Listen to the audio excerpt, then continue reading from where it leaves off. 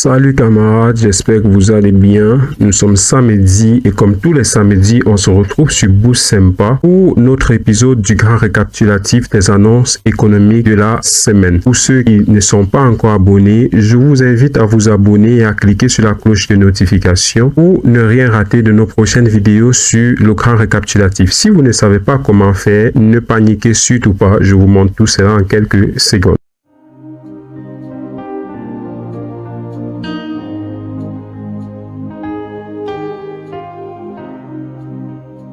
Ceci étant dit, passons tout de suite aux annonces économiques de cette semaine. Ce lundi, nous avons eu du côté de l'euro le discours de Lagarde, présidente de la BCE. Nous n'avons pas tari d'éloge là-dessus. Du côté du dollar, nous avons eu la vente de logements qui est revenue inférieure aux attentes, la confiance des consommateurs, un indice phare de l'inflation qui est revenu inférieur aux attentes. Nous constatons que l'inflation est en train déjà de réduire du côté des États-Unis, ce qui montre que la politique monétaire de la Fed est en train d'évoluer. Ce mercredi, du côté du dollar, nous avons eu le stock de pétrole brut qui est revenu inférieur aux attentes. Grosse nouvelle, d'autant plus que depuis plusieurs semaines, nous avons constaté que cet indicateur-là revenait toujours supérieur aux attentes. Si vous regardez nos précédents récapitulatifs, vous allez constater que cet indicateur-là revenait toujours supérieur aux attentes. Aujourd'hui, cet indicateur revient négatif depuis un bon bout de temps déjà. Le jeudi, nous avons eu du côté de l'euro l'évolution du nombre de chômeurs du côté de l'Allemagne qui est revenu nettement inférieur aux attentes, c'est-à-dire 4 000 au lieu de 10 000 attendus et du 11 000 précédents, ce qui a été une très bonne nouvelle pour l'euro. Ça a d'ailleurs relevé légèrement l'euro qui était en baisse cette semaine. Du côté du dollar, nous avons eu le PIB qui est revenu supérieur aux attentes, positif aussi pour le dollar. L'inscription demandée au chômage qui revient positif, supérieur aux attentes. Le vendredi, d'ailleurs les amis, j'ai failli oublier, je tiens à le dire, bonne fête à tout le monde. Bonne fête de Pâques à tout le monde. Ce vendredi, du côté de l'euro, nous avons eu une annonce économique, notamment l'IPC France qui est revenu à 0,2 au lieu de 0,5 attendu, négatif baissier pour l'euro. Du côté du dollar, nous allons nous attarder au discours de Jérôme Powell, président de la Fed, qui s'est exprimé ce vendredi à la fête de San Francisco, où il a précisé quelques éléments que nous allons noter dans ce grand récapitulatif.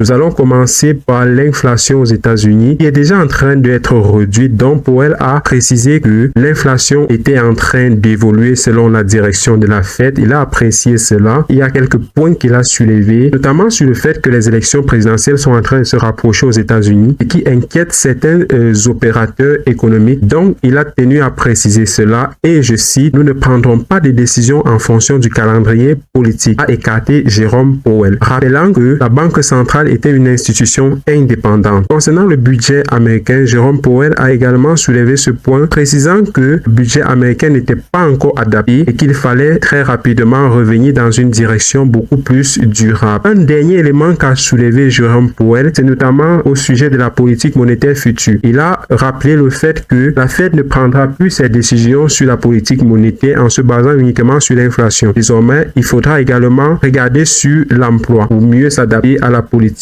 monétaire, a précisé Jérôme Powell. Alors, nous allons nous arrêter là pour les déclarations de Jérôme Powell. Cette fois-ci, nous allons nous attarder au graphique. Nous allons commencer par le graphique de l'euro en une heure. Comme je l'ai précisé plus tôt, cette semaine, l'euro a été plutôt baissier. Pas beaucoup d'annonces économiques du côté de l'euro. Néanmoins, nous avons du côté du dollar, nous sommes assez neutres. Comme vous pouvez le constater, notre position que nous avions pris il y a de cela quelques semaines, l'objectif a été atteint et le dollar est en train d'évoluer dans un sens assez neutre. Sans plus tarder, nous allons finir ce grand récapitulatif comme d'habitude en revoyant quelles sont les annonces économiques prévues pour la semaine prochaine. Semaine prochaine, pas mal de fériés, comme vous pouvez le constater. Néanmoins, on s'attend du côté du dollar, l'indice PMI manufacturé le lundi, l'indice PMI manufacturé ISM le lundi. Le mardi, nous nous attendons du côté de l'euro à l'indice PMI également, l'indice l'IPC allemand, au rapport job sur l'emploi, côté des États-Unis, l'IPC annuel du côté de l'euro le mercredi, création d'emplois non agricoles, important élément à regarder. L'élément le plus important ce vendredi sera le NFP. Nous nous avons constaté que les chiffres sur l'inflation du côté des États-Unis étaient en train de légèrement se rapprocher des objectifs de la Fed, ce qui nous laisse présager que TNFS pourrait revenir positif du côté de la Fed. Qui dit positif pour la politique monétaire de la Fed dit une économie américaine qui est en train d'être assouplie, tendant notamment à un effet négatif baissier pour le dollar. Néanmoins, le NFP, c'est des annonces économiques qui peuvent varier et donc causer de grosses volatilités. Il faudra faire très attention ce vendredi